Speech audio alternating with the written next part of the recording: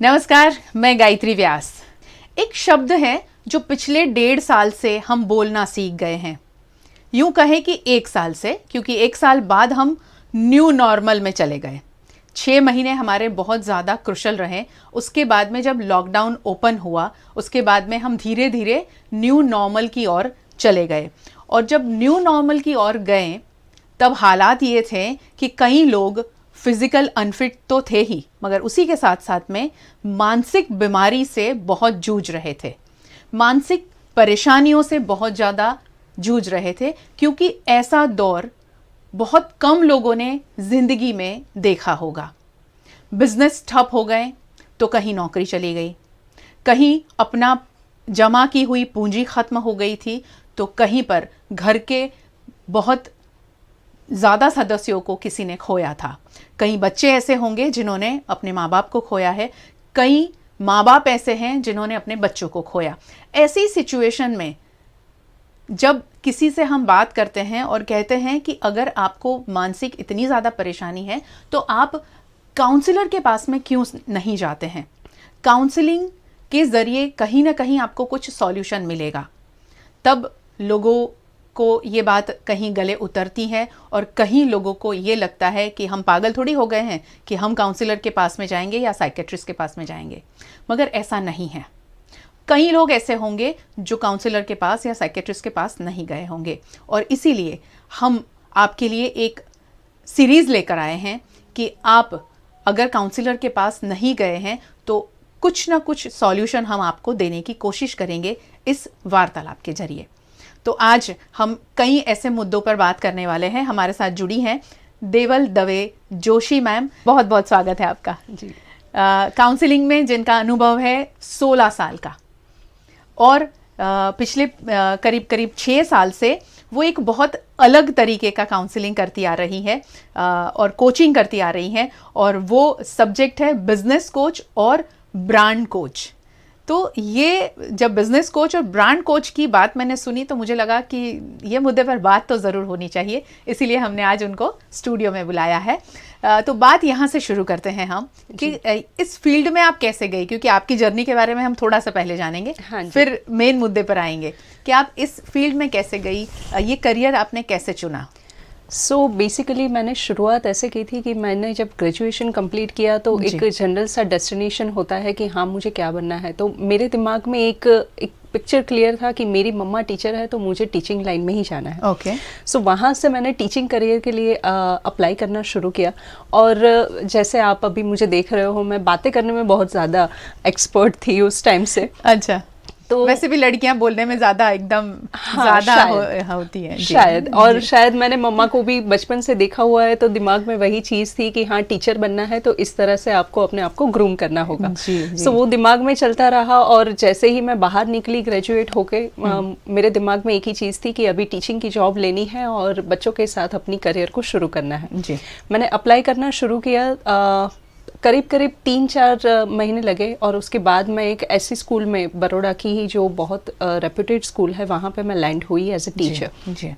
मेरे वहाँ पे एक मेंटोर थे जो मेरे हेड मिस्ट्रेस थे। उन्होंने मुझे 3 या 4 महीने देखा, and then she called me once, उनकी ऑफिस में बुलाया और उन्होंने मुझे बोला कि देवल आप ये सारी चीज़ें तो कर रहे हो, टीचिंग में भी आप अच्छे हो, लेकिन मुझे ऐसा लग रहा है कि आप थोड़ा बहुत काउंसलिंग के ऊपर फोकस करोगे तो बहुत अच्छा रहेगा, बिकॉज आई एम सीइंग कि आप काउंसलिंग में बहुत अच्छे उभर के आ रहे हो। ओके। सो दैट्स वेयर ये एक नया तरीका था उन्होंने मुझे जो बोला, पर मैंने सोचा कि अगर मैडम मुझे बोल रहे हैं that means there is something. तो मैंने इस हिसाब से अपने आप को एक्सप्लोर करना शुरू किया। मैंने उनके ही गाइडेंस से यहाँ पे ही MS यूनिवर्सिटी में गाइडेंस एंड काउंसलिंग का कोर्स शुरू किया, और उसके बाद मुझे लगा कि नहीं, this is the only thing which I wanting to have in my life, कि मुझे बच्चों के साथ काम करना है। बच्चों के साथ काम करने से पहले मुझे उनके जो कल्चरल बैकग्राउंड है, उनकी जो फैमिली हो, उसके बारे में अगर स्टडी करने का मौका मिले, इट्स अमेजिंग।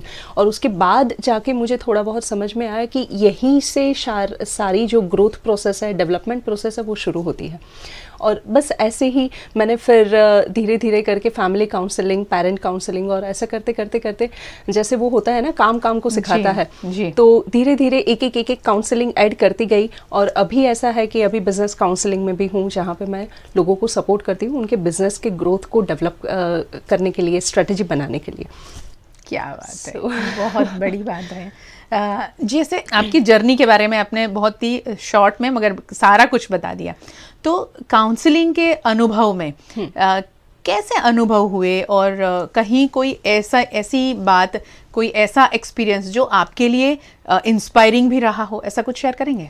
हाँ, एक्चुअली ये शुरू की ही बात है। जब मैंने काउंसलिंग शुरू किया था उसके बाद मेरे एक स्टूडेंट थे और उनके पापा मुझे हमेशा बोलते थे कि आप अगर ये घर पे आके सेट करते हो ये सारे काउंसलिंग के क्लासेस तो हमारे लिए ठीक रहेगा। अच्छा। और वहाँ पे मैंने देखा कि बच्चों में कुछ प्रॉब्लम नहीं है, जो प्रॉब्लम है वो उनके ग्रैंड पेरेंट्स से, मतलब थर्ड जनरेशन से कुछ ना कुछ पास ऑन होता है, and just because of that chaos is happening.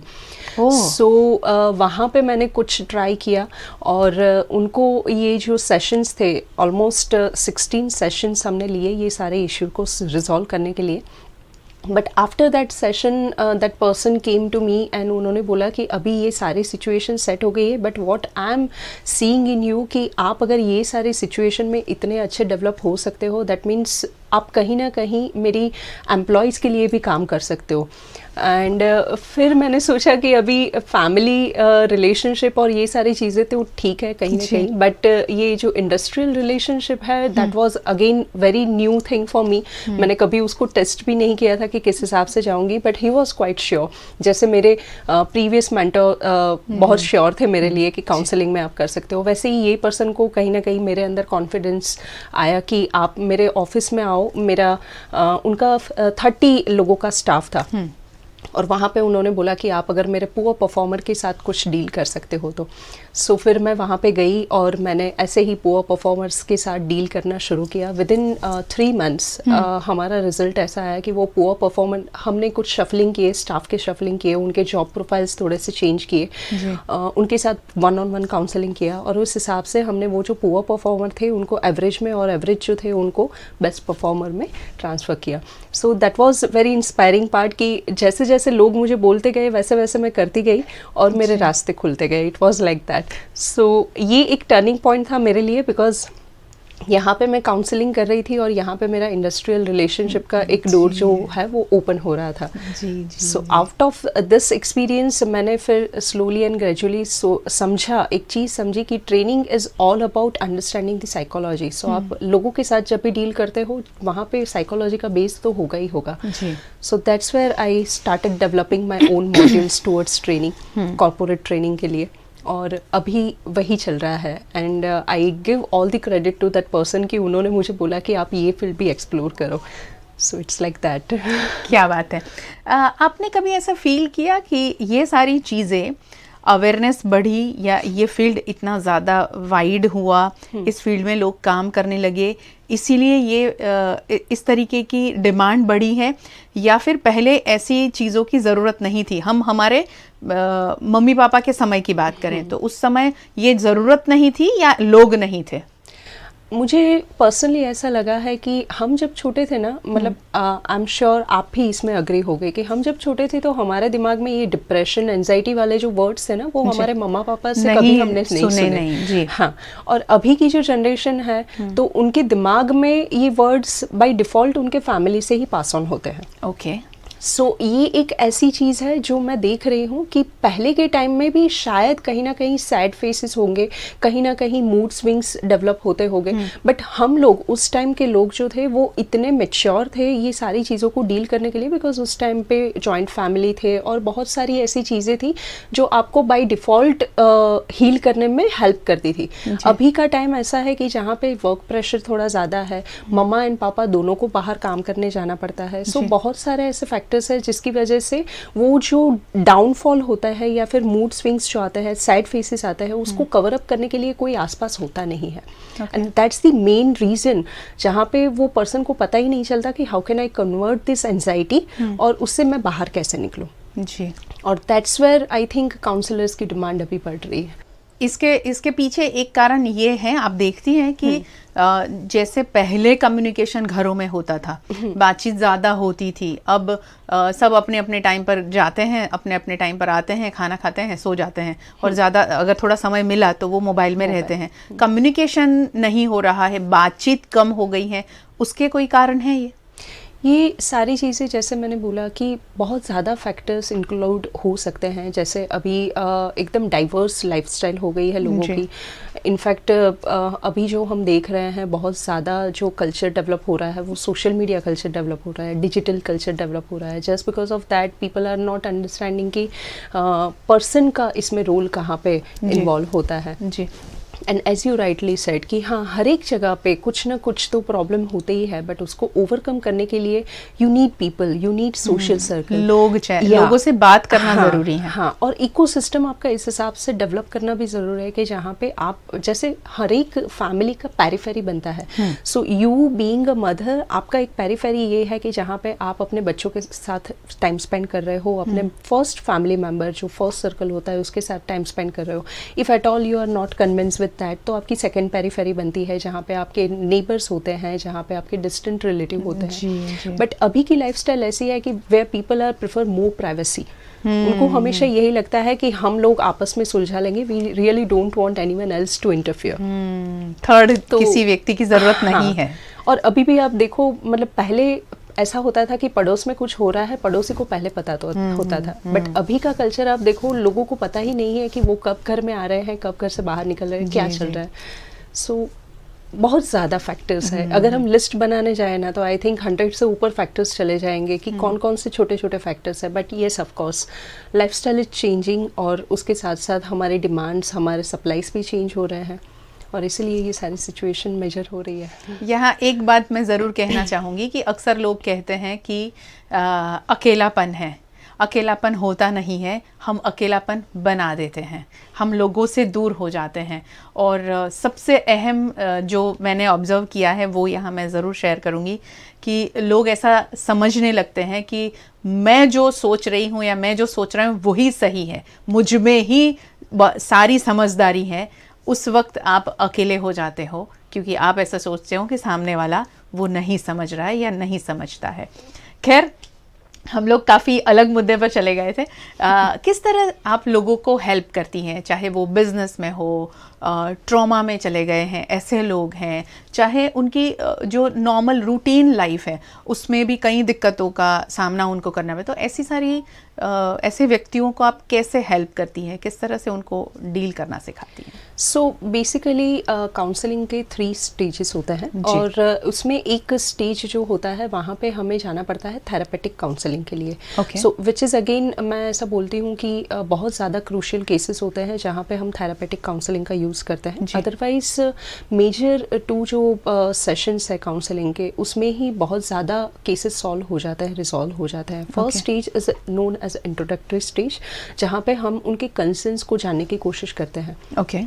और उसके बाद सेकेंडरी स्टेज वहाँ पे होता है जहाँ पे शायद हम पैरेलल काउंसलिंग की हेल्प ले, जहाँ पे हम उनके दूसरे सारे जो लीड्स है जिसकी वजह से ये प्रॉब्लम्स हुए हैं उनके मानने के ऊपर, तो उनको बुलाते हैं और उनके साथ प्रॉब्लम रिजॉल्व करने की कोशिश करते हैं। सेम ये जो हो गया वो तो पर्सनल काउंसलिंग का पार्ट हो गया। बट अभी जब बिज़नेस की बात होती है तो बिज़नेस में, so now if you are talking about business, तो बिज़नेस में भी बहुत ज़्यादा फैक्टर्स होते हैं। मार्केट इज़ नॉट रिस्पॉन्डिंग, या फिर मेरे जो कलीग्स है वो मेरे साथ अच्छे से बिहेव नहीं करते। I am doing my whole best, but वो मुझे रिस्पॉन्स जो मिलना चाहिए, आउटकम जो मिलना चाहिए मार्केट से, वो नहीं मिल रहा है। सो उसमें भी वो सारी चीज़ों को हमें एनालाइज करना पड़ता है, ही और शी बीइंग अ पर्सन वो पर्टिकुलर रोल के लिए फिट है कि नहीं है, वो सारी चीज़ों के ऊपर काम होता है। एंड देन उसके बाद हम एक कंक्लूडिव स्टेटमेंट के ऊपर पहुंचते हैं। काउंसलिंग में भी एक ओथ होता है कि आप कोई भी पर्सन को अपनी जो सोच है वो थोपोगे नहीं, you will B neutral through out, right. और गाइडेंस का रोल ये होता है कि जहाँ पे आपको एक कंक्लूडिव गाइडेंस देना होता है, तो वो दोनों पार्ट एक अलग वे में जाते हैं, बट हमने उसको इस हिसाब से कंबाइन किया है कि हाँ चलो दैट्स द वे आपका एक प्रोसेस जो चल रहा है, उसके ऊपर से हमें ये लग रहा है कि यू बीइंग अ पर्सनालिटी आप इसमें थोड़े आगे जा सकते हो, and that's where we conclude this. अभी काउंसलिंग का सेशंस जो होता है ना, काउंसलिंग के सेशंस में हमें एक बेसिक चीज़ वो याद रखनी है कि ही और she being a person, he is not at all good, not at all bad. Okay, वो जो सिचुएशन है इसकी वजह से वो पर्सन इस हिसाब से बिहेव कर रहा है। So we are only focusing on situation, we are only focusing on cause.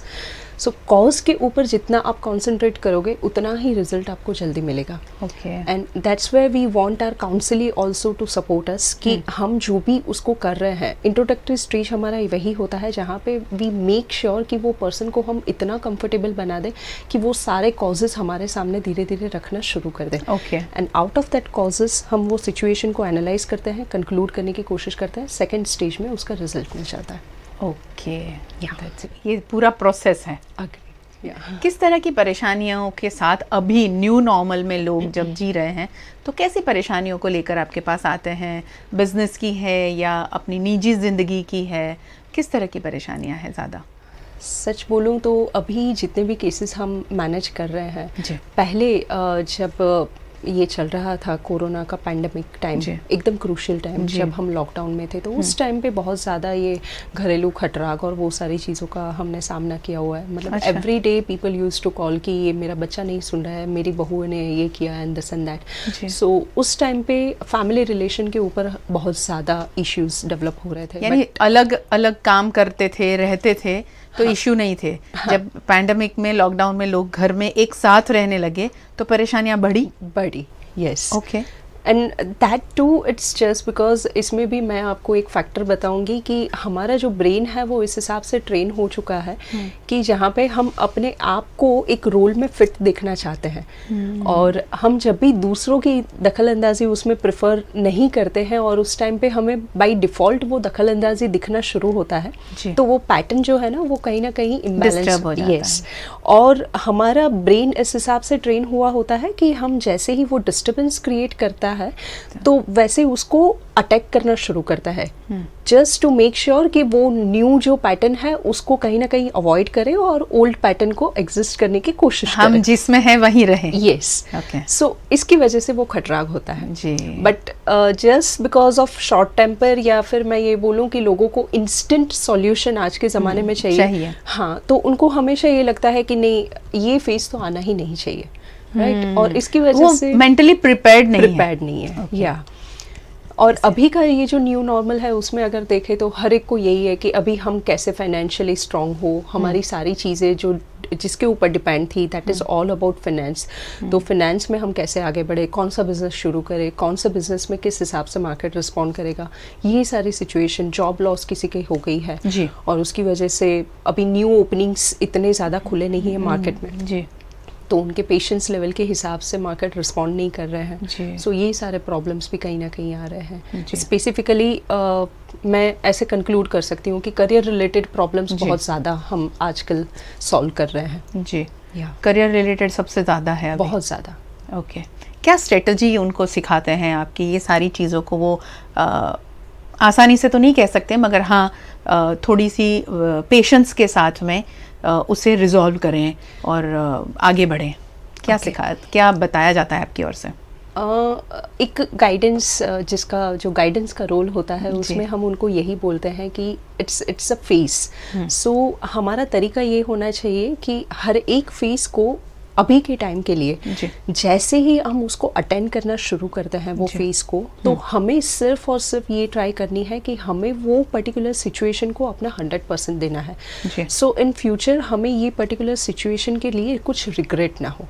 Okay, so you just have to try and make sure कि आपका 100% हर एक सिचुएशन में जाना चाहिए, दैट्स इट। बाकी ये अनसर्टेनिटी है, ये जो मार्केट जिस हिसाब से फ्लक्चुएट हो रहा है, ये सारी चीज़ों के ऊपर आपका कंट्रोल नहीं है। सो आप जैसे ही उसको कंट्रोल में लेने की कोशिश करोगे, ऑब्वियसली फ्रस्ट्रेशन आएगा, स्ट्रेस होगा, ये सारी चीज़ें होगी। राधर आप वो जो फ्लो हो रहा है, फ्लो के अंदर आप अपना परफॉर्मेंस किस हिसाब से बेस्ट ले सकते हो, उसके ऊपर अगर आप फोकस करोगे, you will feel relax, you will feel satisfied. And the moment you start giving this all vibes, तो जैसे जैसे ये वाइब्स उसके अंदर बहना शुरू हो गए, यू विल फील कि हाँ चलो मार्केट जब ओपन हो रहा है, आपका जो उसके अंदर आपने इनपुट डाला था वो कहीं ना कहीं दिख रहा है आपको जी। So that's the only way where you can deal with this. जी। अदरवाइज सिचुएशन को कंट्रोल में लेने चाहोगे आप, you will be nowhere. Patience रखनी है। Patience, yes of course, but ये पेशेंस का भी मैं ऐसा बोलूँगी कि आज के जनरेशन में पेशेंस का भी कुछ अलग मतलब निकाल देते हैं। वो लोग बोलते हैं कि पेशेंस मतलब हमें सिर्फ बैठ के सारी सिचुएशन को देखना है। I am not saying that kind of a patience. करते जाओ और धीरज रखो। Submit yourself in each and every move. तो यही तो एक जो हमारे गीता में भी बोला गया है कि कर्म करते जाओ, फल की अपेक्षा मत रखो, वो तो बाय डिफॉल्ट आपके अकाउंट में एडिट होता ही जा रहा है। जी जी जी। So it's like that.